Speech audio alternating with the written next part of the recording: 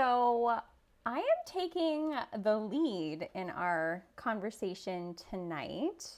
So I have a list of questions kind of about the basics of just sex education, common questions that people might have.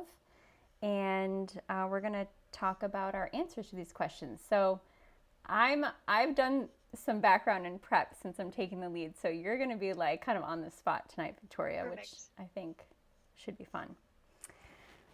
Okay, so first question I have here. Where can I find the best information to improve my sex life? Ooh. So what I would initially say would be your local sex therapist. But that might be a little biased.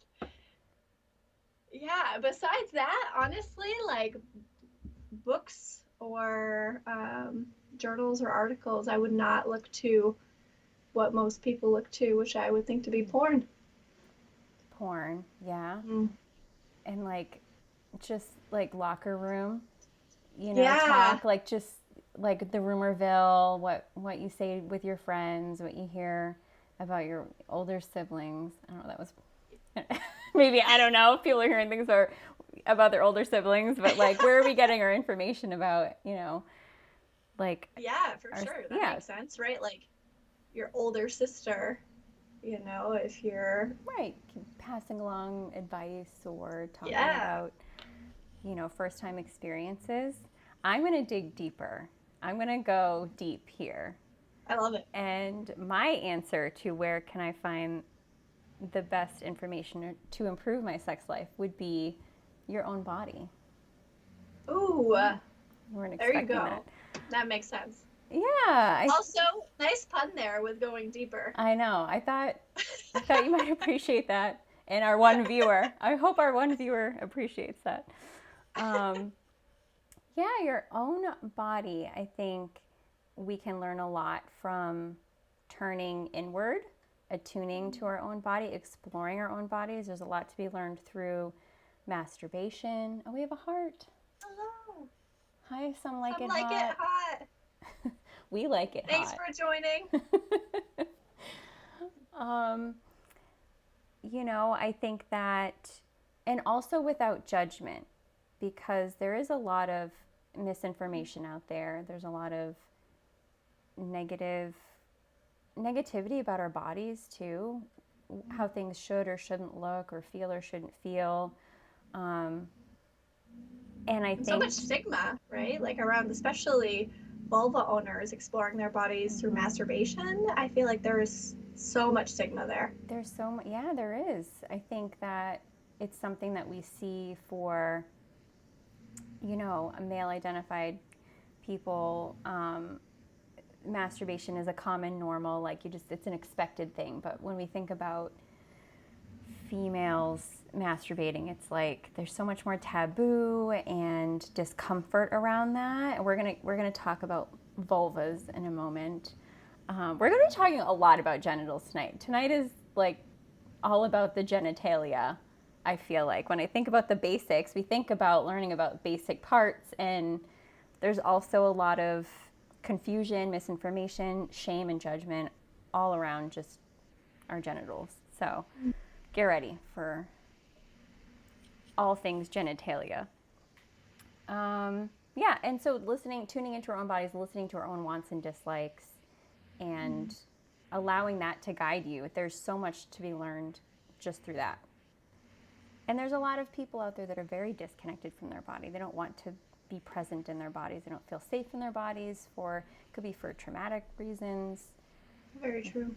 Shame they feel around sex and pleasure. We also just live in a world where we're not very present and mindful in general. We're always distracted. We're always on a screen. Oh yeah, and so much value is placed on productivity and always being on the go and always moving.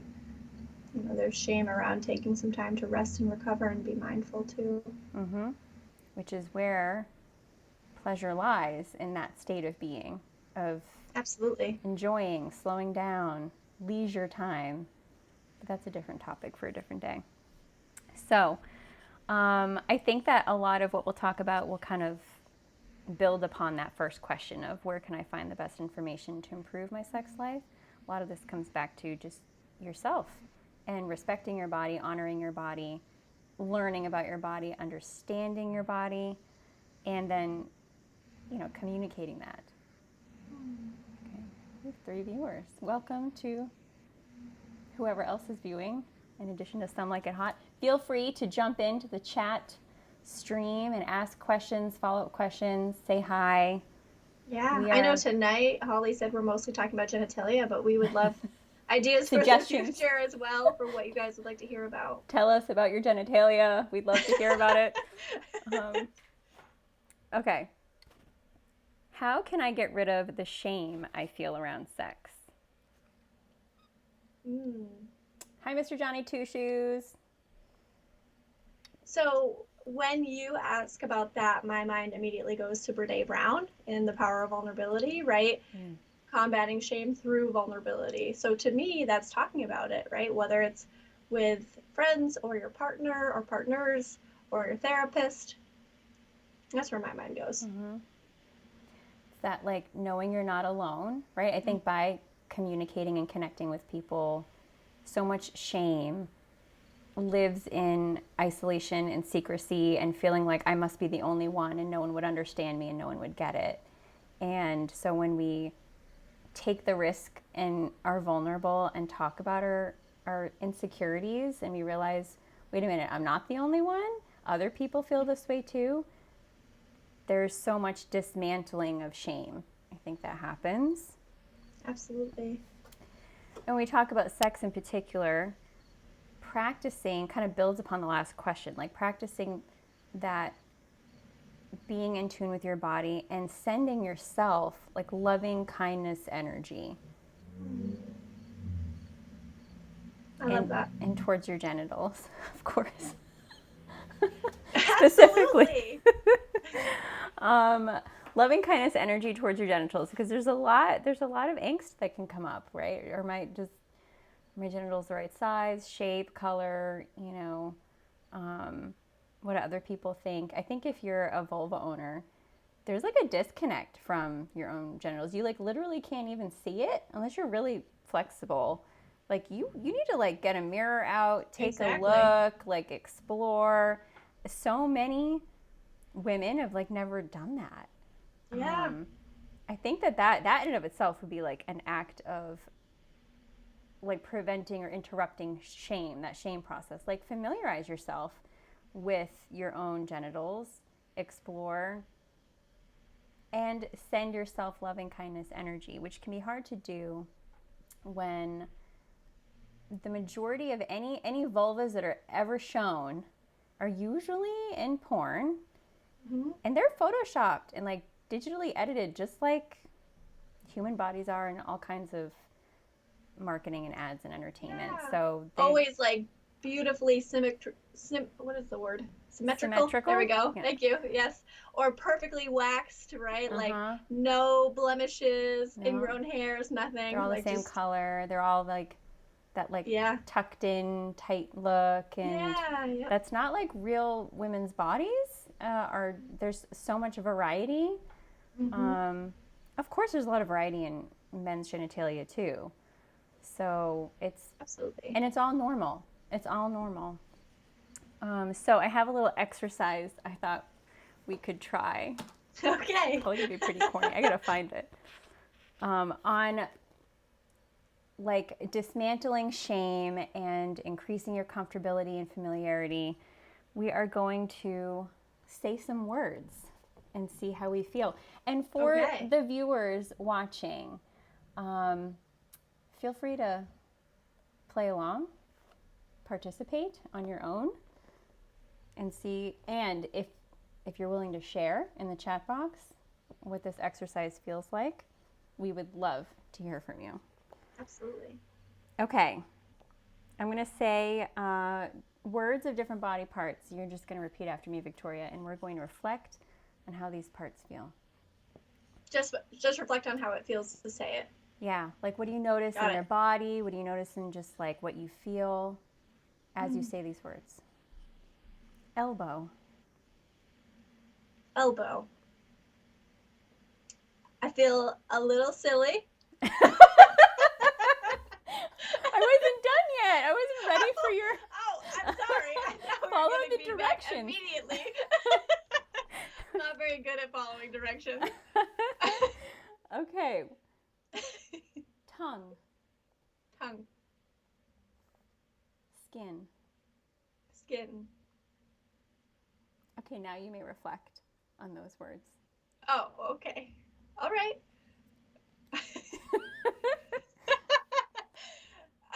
And it's okay if nothing stands out, but if you notice yeah, anything at all, it's okay. It's not like we're live or anything. It's not like we're live. It feels interesting, right? Like, how often do we just reflect on particular words in general? Yeah, and they're like fairly common neutral words. Yeah. Right? Like elbow, skin, tongue. I mean, maybe did anything come up for you when I've been saying tongue? No, but the way you're saying it now, with that little bit of an edge, it's feeling very, like, sensational. It's my tone and my facial expression along with the word. Okay, let's try a next set of words. Same thing. Notice does any of the followers want to comment on how they felt saying elbow, tongue, skin? That might have been different from Victoria. Yeah. It's okay. Don't be shy. Okay. Penis. Oh, too vanilla. Mr. Johnny Two Shoes. We are professionals. Remember that. Vanilla. Which, you know what? I love it. It highlights this individual's, like, comfortability with their body to go that far, right? To say that that's vanilla. I like it. Well, those were very vanilla words. Right. Is that a robot face? I'm not even sure. I like it. Okay. All right, Mr. Johnny Two Shoes. Try the next part of the exercise. That's a smiley face. Like at the Halloween version? It's like Michael Myers or something. Yeah. Wow. They have interesting emojis here. I gotta play around with those. Okay, ready, Victoria. Next set of words. Penis. Penis. Scrotum. Scrotum. Anus. Anus. I don't know. I guess I was having a feeling with the last one. Yes. Okay, that's good, right? Like, good for us to reflect on. Penis felt very normal, right? Like, oh, penis. Similar to skin or elbow. Scrotum felt very odd. I feel like it's been a long time since I've used that in a sentence, right? But it should be. Could you use it in a sentence right now? If you had to? Yeah. The client was feeling pain in their scrotum. Like, I feel like that's an issue that could easily come up in our work, but for some reason it hasn't, which is surprising to me. So when you said that, I was like, oh, that's interesting. And then, I don't know. I feel like there's always maybe some extra shyness or embarrassment for people around, like, anal play or anuses, and I think maybe that's why we both even giggled for a second, because I mean, we're human. We even are subjected to our own shyness. That's true. What do you think? How did you feel? I very similarly to you. I think penis was like I felt a little more, a slight discomfort compared to elbow, skin, tongue, like, and then it got a little bit more outside of my normal comfort with saying words with scrotum and anus. I don't know why that was like struck me as funny. Yeah. Okay. Anybody else? Anyone practicing the words with us that want to share an experience? Yeah.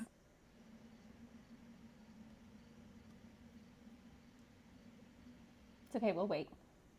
We're therapists. We're good at sitting in silence. It's true. I was thinking that as well. We're just comfortable in the silence. I forget that we're even live because you and I having a conversation, like we're comfortable sitting in silence. That's true. Okay. Feel free to chime in anytime. All right, next set of words. Seems fine, but more likely to use slang. Mr. Johnny Two Shoes, I would love some more information on that. Oh, are you saying that you'd be more likely to use slang instead of penis or scrotum? If he's saying the words That makes out sense. loud, yeah. Yes. Yes. Okay. That makes sense. That does make sense. And part of our topic tonight, right, is like sex education. Yeah, very technical. We are getting technical. We're going to use the correct terms for the correct parts of the body. That doesn't mean that using slang is like a problem in any way. But part of, I think, empowering yourself is actually knowing the correct information. Because there's a lot of misinformation. We're going to get to some of the misinformation. I'm like, I have a lot of questions, and we're already at 8:49, so. Okay.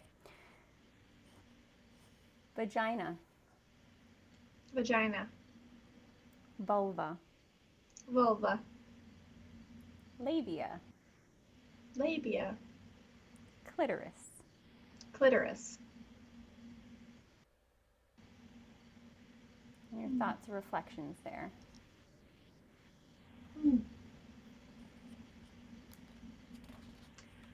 Similar between scrotum and labia, right? Which is interesting. I was just thinking about labias when we were talking about women having less of a connection or experience exposure to their own genitalia, because I was thinking of people that I've talked to that worry about like the size and shape of their labias, like feeling like they're too long, and similar to what you were saying about porn, you know. But yet often don't really use the word labia as much. Vagina felt comfortable, normal. Vulva felt normal, although I've been more recently using vulva over vagina, and I'm sure we'll clarify why. Less uncomfortable feeling when it's your own parts. It's interesting, some like it hot, because I notice saying words that are identifying male genitalia as being a little bit more comfortable than words identifying female genitalia. So it's interesting, there's a difference there.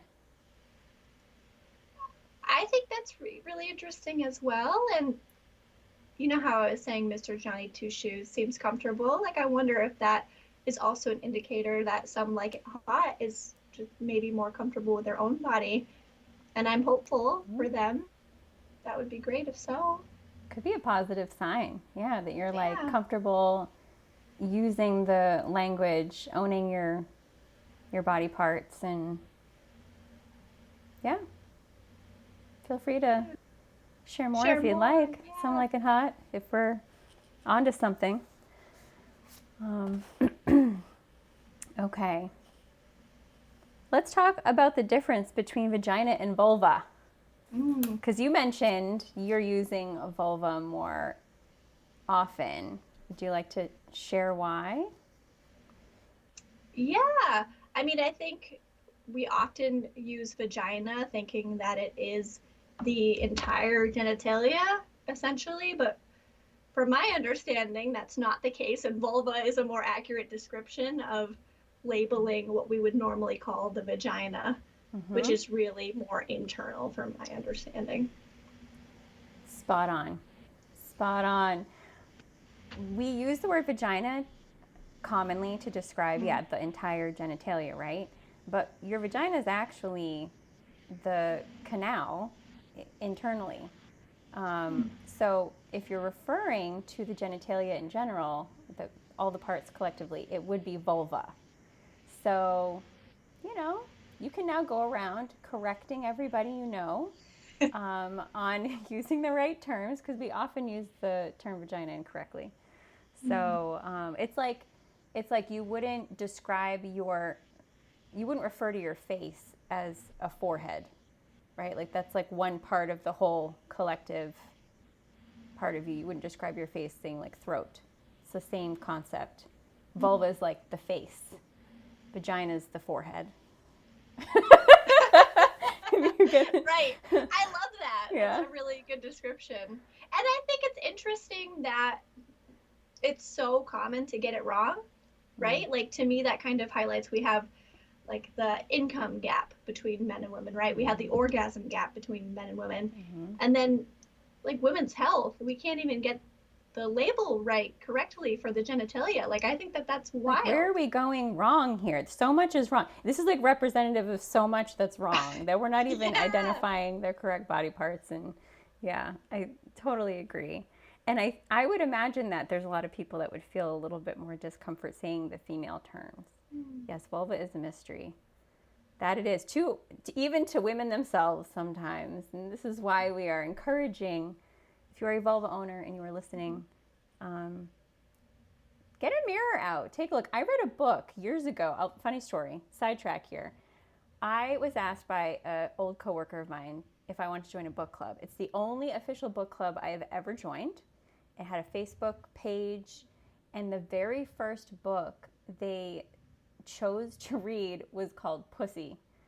And I love it. Yeah, and I was like, wow. And I read the whole thing. I was a good little book group follower, participant. I read it. I was ready to do the discussion, and they never held a single group. Like we never got together. I read this book, Pussy, and that was it. But it was many years ago now, but it was like celebrating like femininity and vulvas and like feminine energy and how to channel that in your life. And that's kind of like what I remember from reading it. But there was so much of like getting a mirror out, looking at your vulva, and like singing its praise pretty much was like the practice the book was recommending you to do.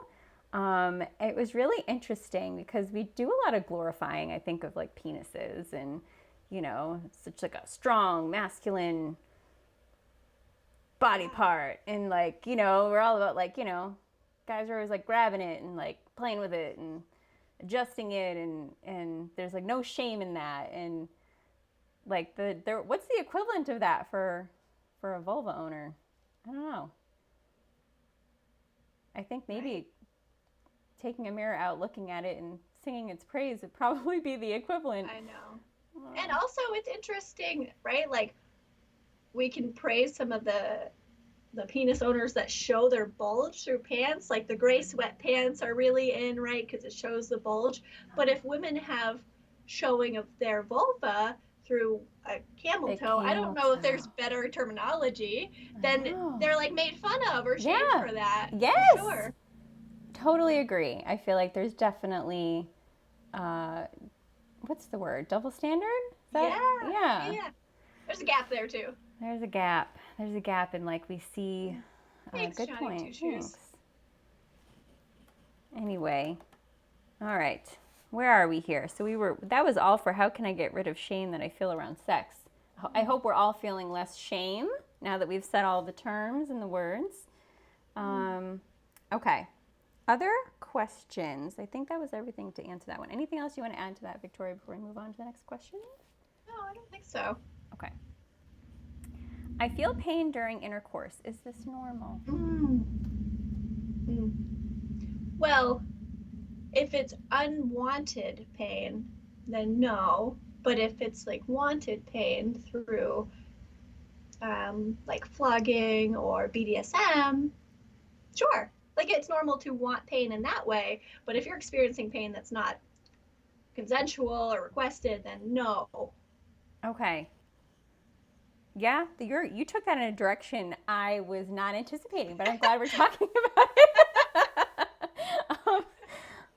Well, right, because some people, it's the kink community will enjoy feeling some level of pain as an additional stimulation to enhance sexual arousal.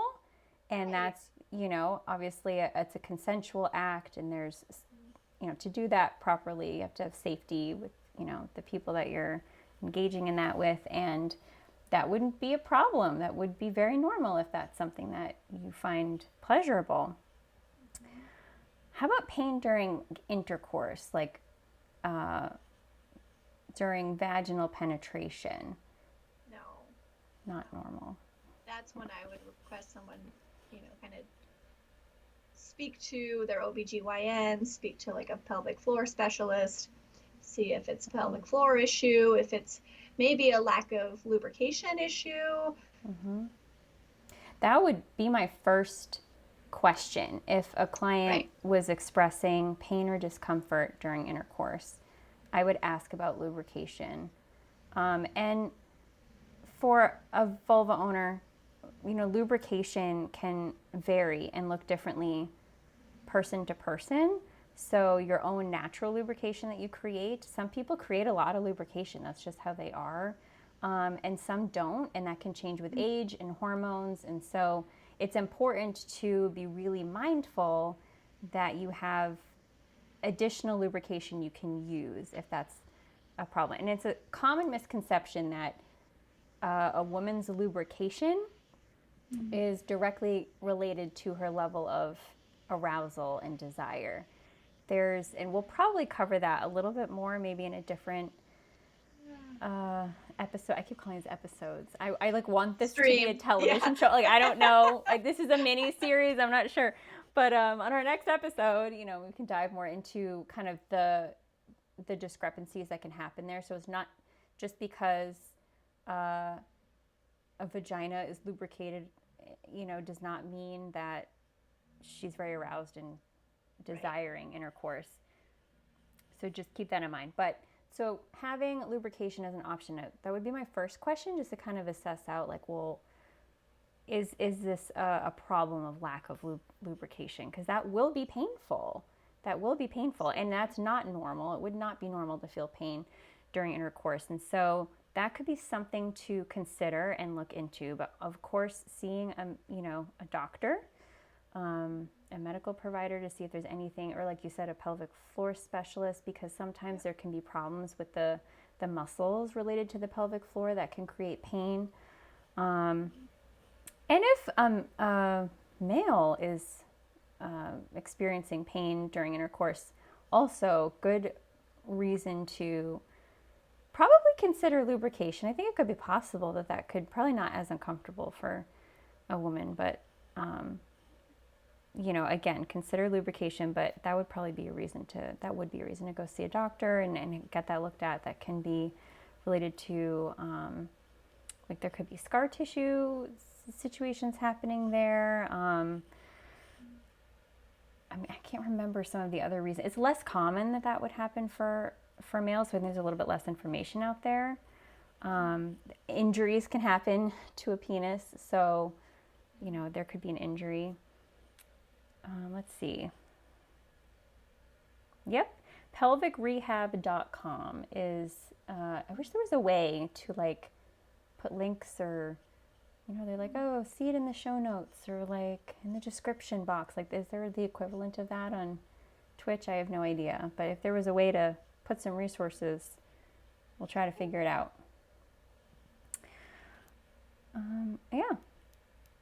Pain is not, it would not be, don't tolerate pain, because I think a lot of women, when we're talking about sex education and what you learn about, isn't there for females this expectation that the first time you have sex is going to be so painful and you're going to bleed, and it's almost like an expected thing, and that is a huge misconception, and you should not be feeling pain. There might be some discomfort just because certain areas are not used to being sort of stretched in that way, but you should not be feeling pain. Some positions are more comfortable or uncomfortable too, depending on your vagina or your pelvic floor and all of that. And yeah, I remember, being in high school and girls would be talking about sex and they would be complaining about being in pain.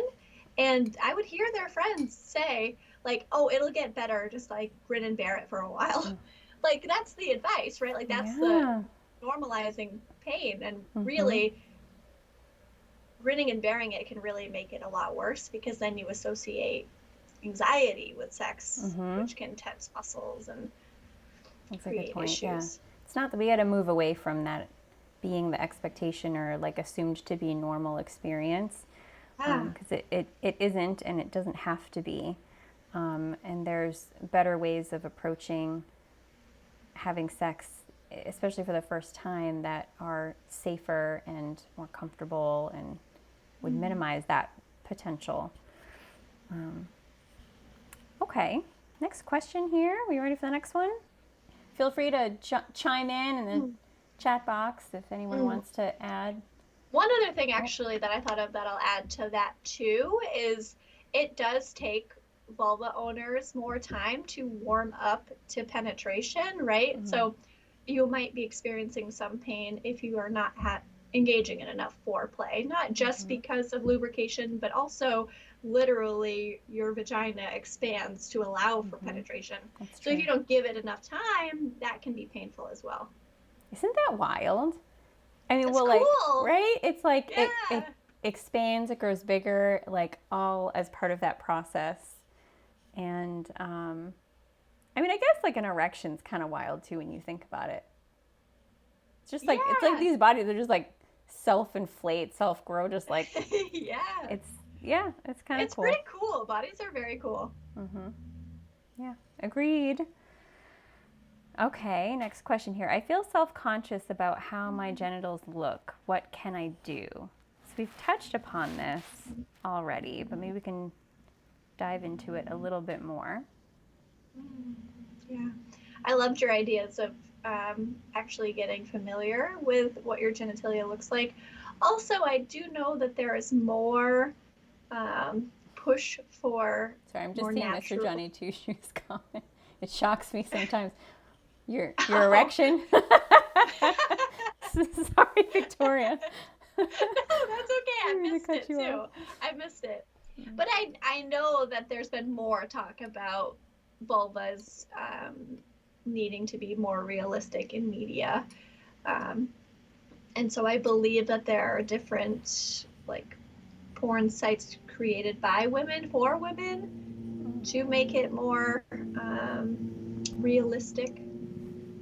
So maybe exposing yourself to other genitalia as well to see that you're not alone and that it's normal. I actually have resources for that. Oh, perfect. Believe it or not, give me a second to try to find it. I'm flipping through the book here. Come As You Are. Oh, I feel like it's like a mirror effect with my camera.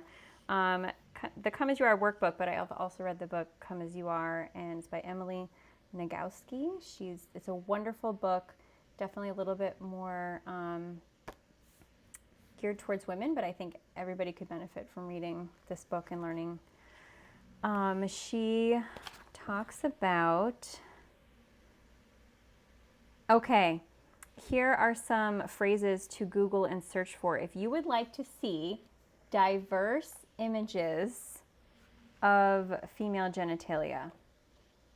And in her book, not the workbook, but in her original book, she talks about how difficult it was for her as a sex educator to show her students diverse vulvas. She couldn't find them. She had to like do all of this digging. And so she did. And so here are a few options. Fucking Like a Feminist is one. Our Danish Sisters. I'll Show You Mine by Rena Robertson.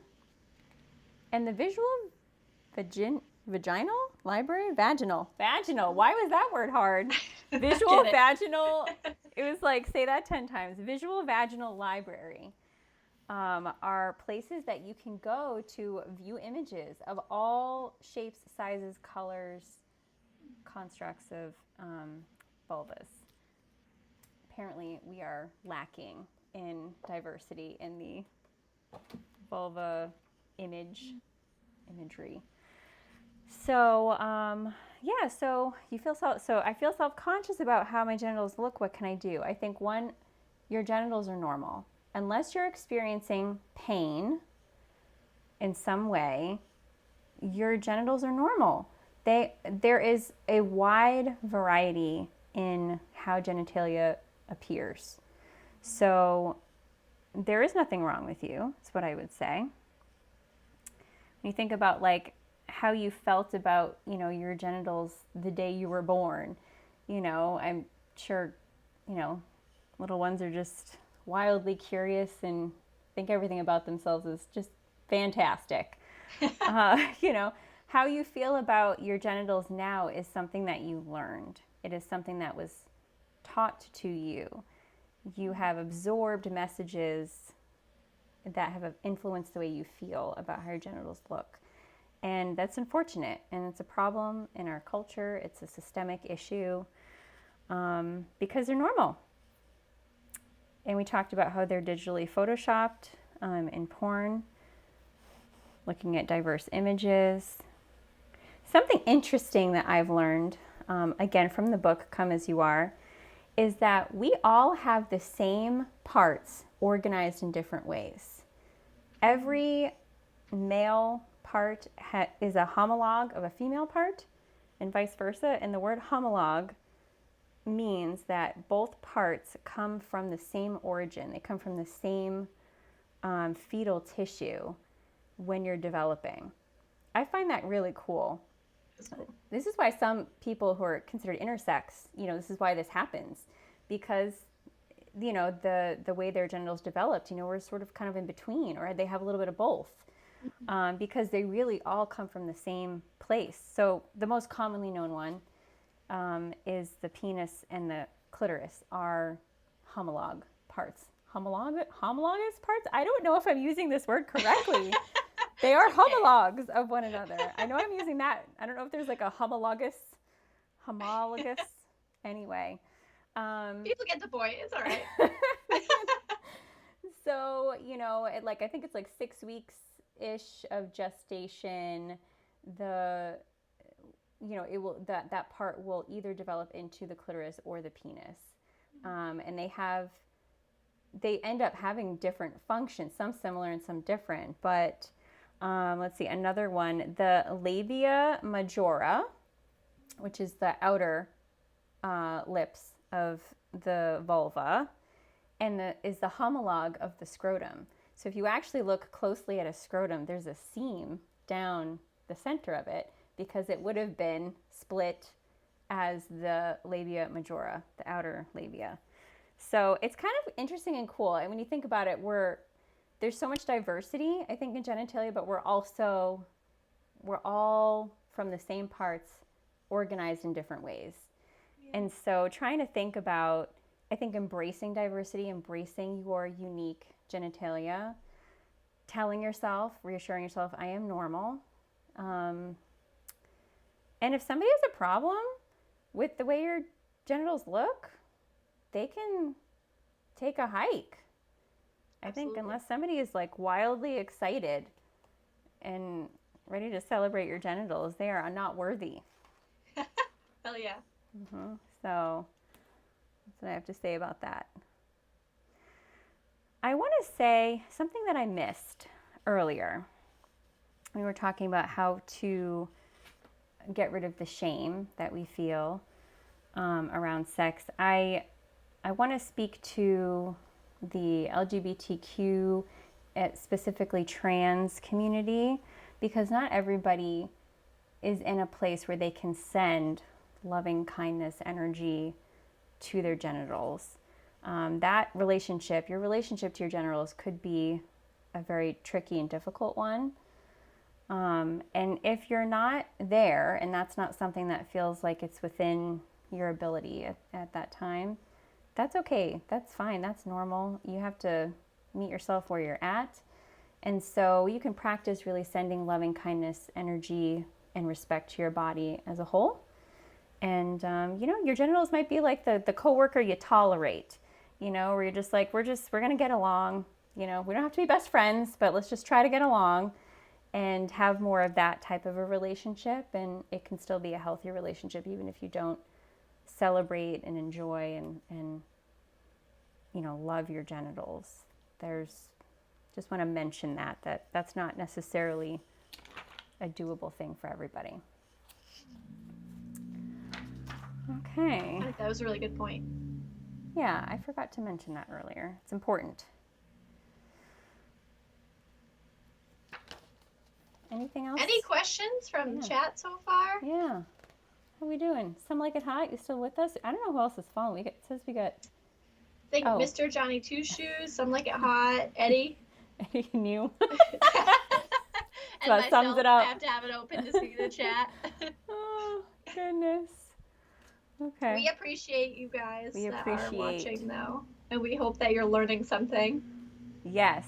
And feel free to use the chat box for suggestions. If there's more you want to hear more about or learn more about, or a topic suggestion, we are open. Okay, we have a couple more. Okay.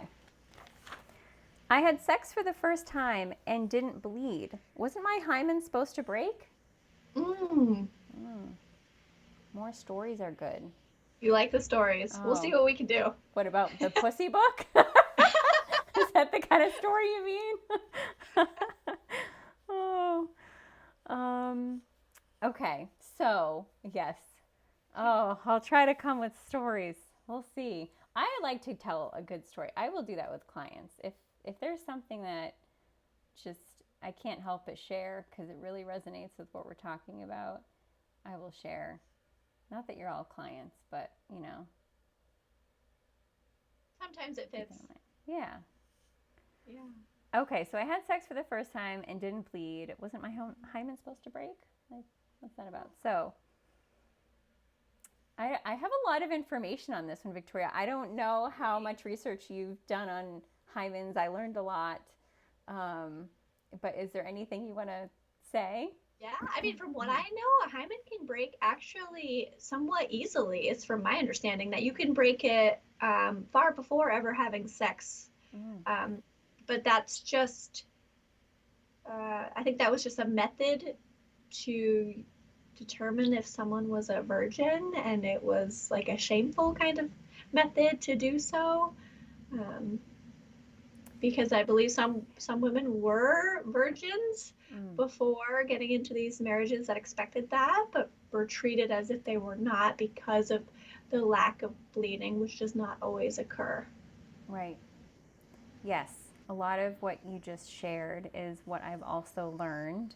This is a dangerous myth in some cultures, because there are some women that are killed for there not being evidence of a hymen breaking and there being bleeding. And there's obviously a lot just in that. But this is probably by far the most misconception of the most myths that exist in everything that we've talked about tonight. So I have come to learn is that not everyone has a hymen. Not every vulva owner has a hymen. Some people are born with them and some are not. And there's a lot of, get ready, diversity, variety. If there's a theme, we should have just titled this like diversity, variety in your genitalia. That they can be varying. It's a thin membrane along the bottom of the vaginal opening. And so sometimes they can be thicker. Sometimes they do seal off the opening to the vagina. Some don't. And sometimes you have them, sometimes you don't. So it's really, again, unique. We are all made of the same parts, organized in different ways. However, if it tears or bruises in any way, it will heal itself. The hymen isn't like a freshness seal where like once it's broken, it's forever broken. It will never come back. It's skin and tissue like any other part of your genitalia, and if it is injured in some way, it will repair and heal and recover. So it's sort of, there's just so many myths right there. You might have one, you might not. And if you do, it might not tear. or be injured in any which way. And sometimes you would experience an injury. Sometimes there can be some pain or discomfort connected to the hymen. That's really mostly because it hasn't been stretched yet. Once it's used to being stretched regularly, any discomfort would go away. But the biggest thing is the bleeding. If there is any vaginal bleeding, that is almost never a result of injury to a hymen, but that is a vaginal tear, which is completely preventable, avoidable, and should not be happening. Going back to earlier discussion on lubrication and, a sense of, we should just talk about penetrating a vagina for a second here. You are penetrating an orifice into someone's body. It should be handled with care. If there's bleeding happening, there's questions to be asked here. So all preventable, avoidable things. What else? The other thing, it is a homologue, the hymen. My favorite word. It's which it's a little less clear. Apparently through evolution, it's sort of like not everyone has one because it has no real purpose or use. But in male parts, it's the homologue of the seminal colliculus. It's the part of the male urethra that passes through the prostate and joins with the seminal ducts. So that's what it would have been if you were male. Hopefully you all learned something about hymen. That is super interesting. So, okay. Any questions about the hymen? I think that's great to clarify, right? That it's not even normal to bleed the first time with a hymen breaking, because I think that that's a huge myth that you just debunked for a bunch of people. Yes. Yeah, the first time you have sex, there doesn't need to be any bleeding whatsoever. In fact, there really shouldn't be. There's no reason for there to be any bleeding, and really maybe some discomfort, but there shouldn't be pain. That's usually a result of a lack of lubrication, and sometimes a result of other issues. Okay, this is my last question I have. Okay. My penis has a curve. Is this normal? Yes. Yes. Penises come in all different shapes and sizes and curvatures of varying degrees. Absolutely. But, for the penis owners that do have a curve, I know that there is a lot of shame and embarrassment around that. Again, because they're comparing themselves to things on media. And the idea on media is that you need to have this extra long, beautiful looking penis that's stick straight. Yeah, exactly. Extra hard, right? So there's a lot of shame in that. Yeah. Curvature is totally normal. Sometimes it can be a result of an issue. So it's important to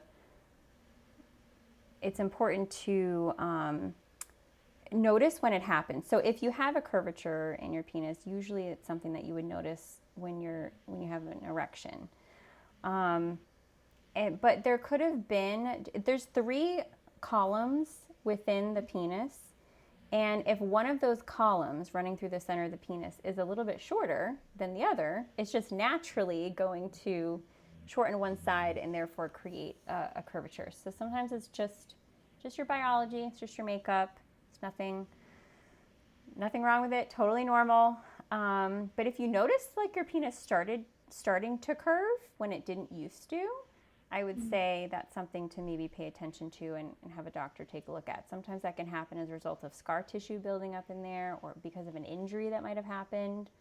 So that would be the only time I would say, get that looked at. Pain. If you are experiencing pain, another theme tonight, pain is not normal. So if you're experiencing pain, that would be a reason to have a doctor take a look as well. Otherwise, all normal. Perfect. That's all the questions I had. I don't know if anybody listening has like basic sex education, any questions about their education that they experienced or probably lack of. I think that that was great, right? Like if we could just have that kind of sex education for people, I think that would clear quite a bit up. Yeah. I feel like I learned a ton through doing our work. Absolutely. I think it was last week that we talked about our experience in sex education. If Mr. Johnny Two Shoes, I think you missed last week. We talked about what sex education was like. If you want a little story time, we could recap that. Which basically, neither one of us had much sex education. If you want to call it sex education. Mine was more like, sure. Mine was more like period education, and penis owners were separated from vulva owners, and not much to talk about sex. I think there was a lot of shame there. School of Hard Knocks. I bet they have better sex education.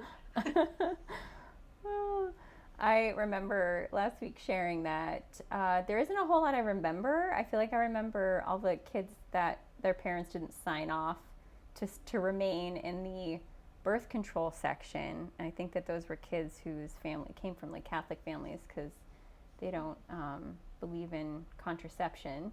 So they like got up and left, and I felt bad for those kids because it was so like obvious, like they were like being segregated.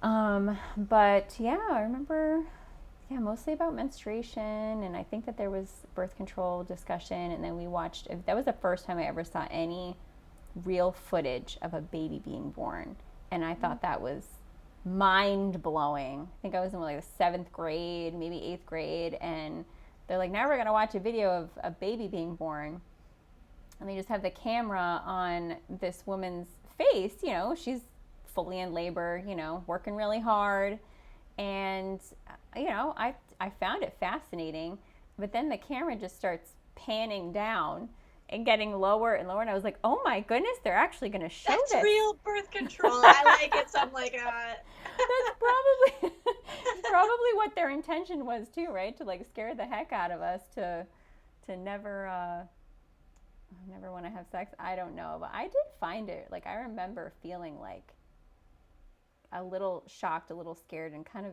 thrilled at seeing that, because I was like, wow, like, you know, when else you get to witness something like that? But yeah, we saw the baby come out and everything.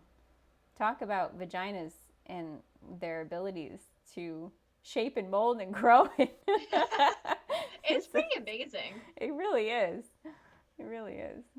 So yeah, clearly that's stuck with me from sex education, not much else. All right. How could it not? I think that just about does it. Okay. Well, thank you, Some Like It Hot and Mr. Johnny Two Shoes, for, you know, watching us and interacting with us. This was fun. We hope to see you next week. We'll be doing this every Wednesday from 8:30 to 9:30 Eastern Time. Okay. Have a good night. Good night, everybody.